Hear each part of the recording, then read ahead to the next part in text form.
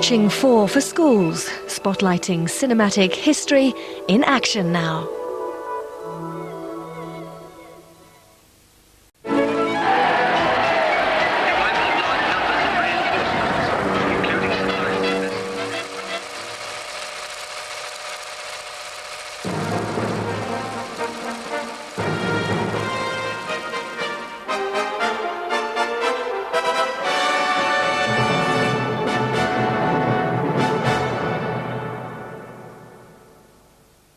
This series is about how filmmakers reported and interpreted some major events of the 20th century on film. In each program, we compare the film evidence of the same event. We'll always ask, when was each film made and what does it really tell us? Who made the film and why? The Russian Revolution of 1917 is one of the key events of 20th century history. This program in Film Century will look at how the revolution was presented on film from 1917 to 1927. The film extracts we'll show mostly record moments from history unfolding in front of the camera. But very often, events would be restaged years later to embellish the record. Sometimes with film it becomes difficult to distinguish between fact and fiction. We see examples of this in the ways in which the Bolshevik leader of the Russian Revolution, Vladimir Ilyich Lenin, was depicted. Sometimes the picture of Lenin is of Lenin himself. Sometimes it's a lookalike actor playing his part. Lenin's views on cinema play an important role in Film Century and the Russian Revolution. Вы должны помнить, что из всех искусств для нас важнейшим является кино. In the early days of cinema, no one would have been able to superimpose pictures of Lenin over words on the screen and add sound as we have just done. Early film had no soundtrack. Short films, shot in daylight, were all that news cameras could record in 1914. Often live music would have been played when the film was shown.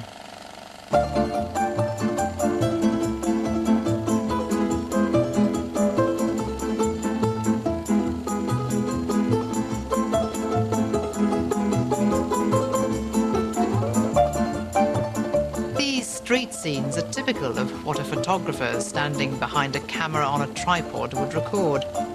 These people are about to enlist as soldiers to fight in the Tsar's army.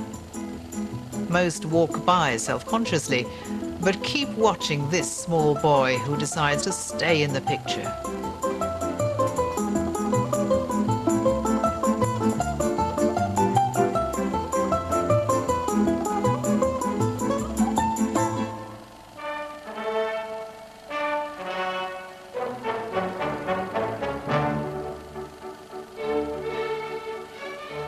Here, Tsar Nicholas II and the Tsarina Alexandra greet their subjects from the balcony of the Winter Palace in St. Petersburg.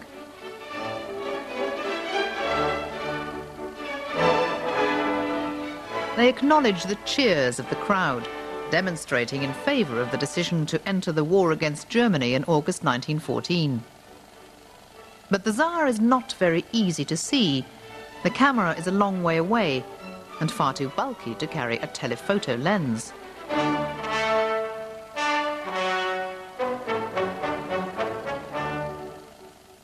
The Winter Palace had become the seat of the provisional government after the Tsar had been deposed in the spring of 1917.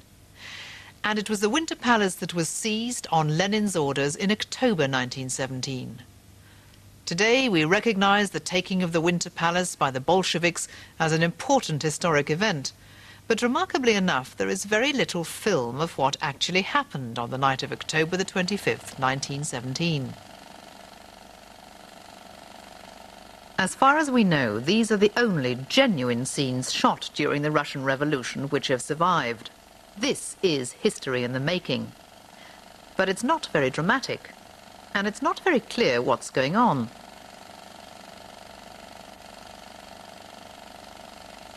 We can identify Bolsheviks and other revolutionaries outside their headquarters, the Smolny Institute. It was from this building that Lenin controlled the revolution.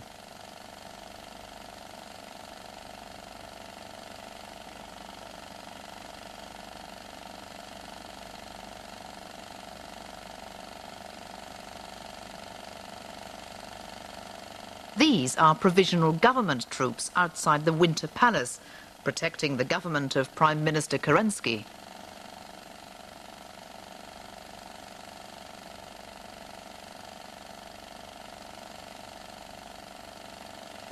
These shots of the palace itself do show some evidence of rifle fire damage to the stonework, but nothing to suggest the fighting had been fierce. In fact, there was almost no resistance in the taking of the Winter Palace. The event is often called the bloodless coup.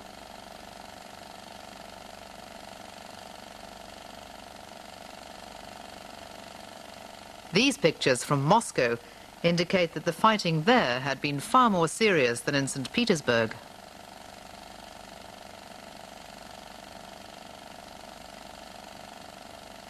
There's no surviving film of Lenin, the Bolshevik leader, that covers his part in the revolution. But we do have a cinema record of some local heroes of the revolution in St. Petersburg, people who'd played an important part in setting up the Soviets, which took control there in 1917. This is Dybenko, who headed the Central Committee of the Baltic Fleet and led the fighting in St. Petersburg. After the revolution, he was made People's Commissar of the Navy.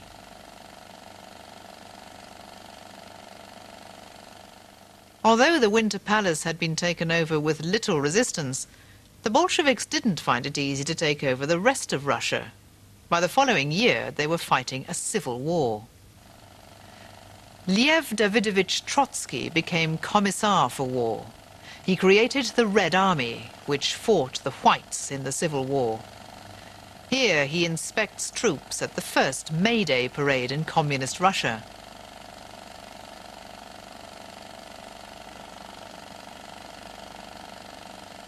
Lenin is also present, but Trotsky is more prominent.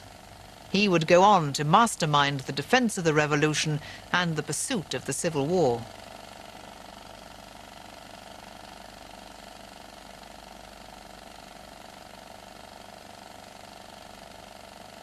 These films come from Soviet newsreels made for screening in theatres in the cities, but also on trains and boats travelling around the vast areas of sparsely populated Russia. As most of the Russian peasantry couldn't read, films took the place of newspapers and spread a powerful message. Cameras at the time were heavy and cumbersome. It was difficult and dangerous for cameramen to get anywhere near actual fighting and combat. So there are few scenes of Civil War battles, but there are plenty of films of Red Army maneuvers, training for action. The cry was "Proletarians to horse" for these revolutionaries who were part of the Red Army's cavalry.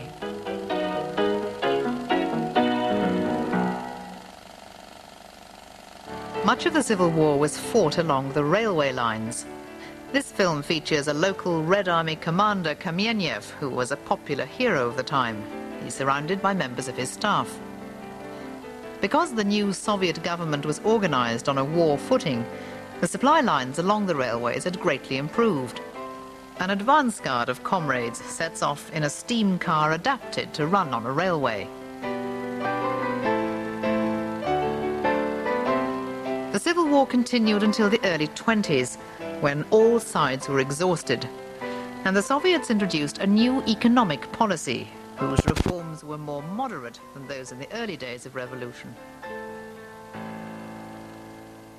In the 10 years that follow the Russian Revolution, advances in cinema technology and a desire to fill in the missing events of the revolution inspired Soviet filmmakers.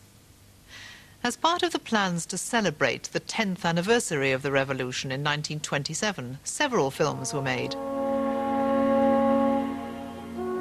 One of them, by Vsevolod Pudovkin, dramatized the horrors of war and famine which had led up to the revolution.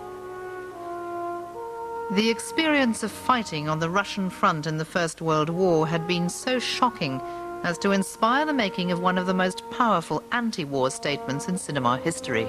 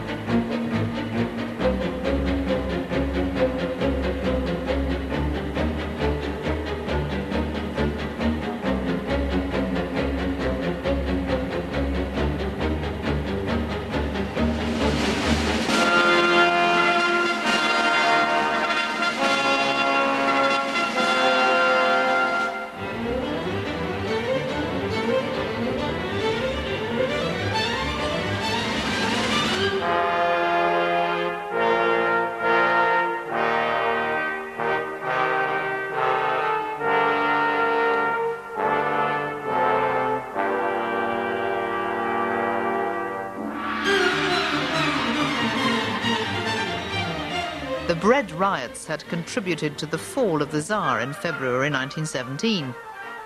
The provisional government which took over from the Tsar had ruled from the Winter Palace in St. Petersburg, and the people had hoped for freedom and peace.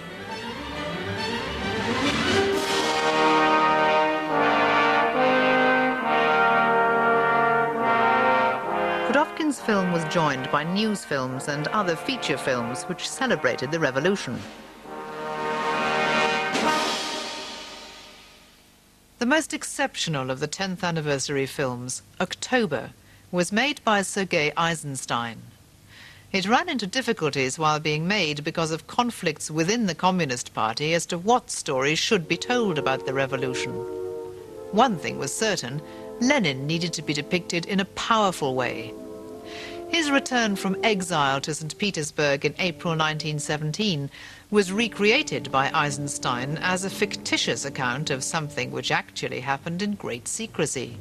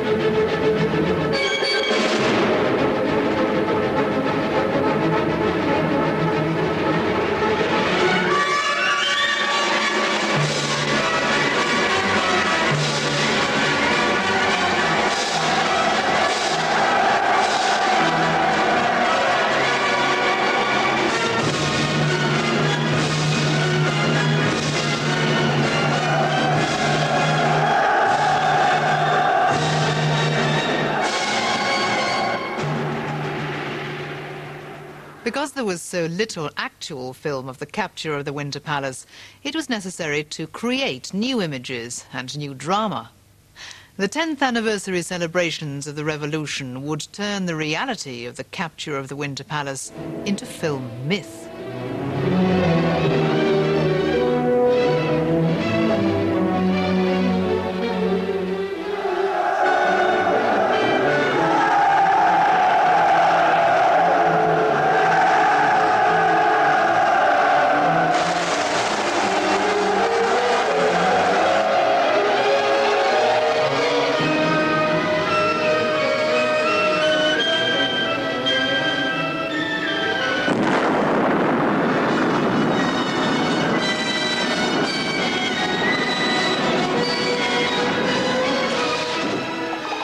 All these sequences were staged for the camera.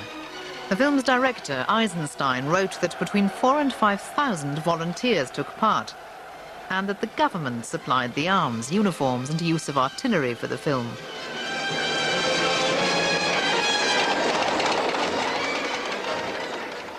We know that the seizing of the Winter Palace happened at night, almost without a struggle. But as the central event in the revolution, it had to become more glorious than this. So Eisenstein made it into the storming of the Winter Palace, in which the heroic Bolsheviks rise up against their corrupt rulers and seize power for the people.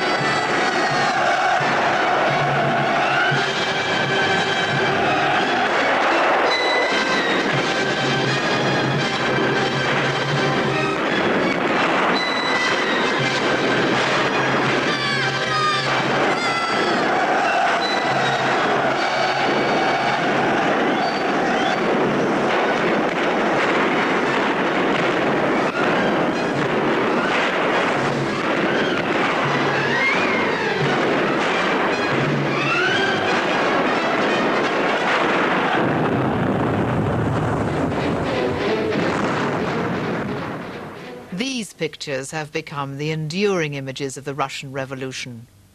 But we know that none of them shows what actually took place. Atmospheric lighting, dramatic camera work, and the choreography of the actors reveal this film as a recreation of an event rather than reality. And yet, they have shaped our view of how heroic the revolution was.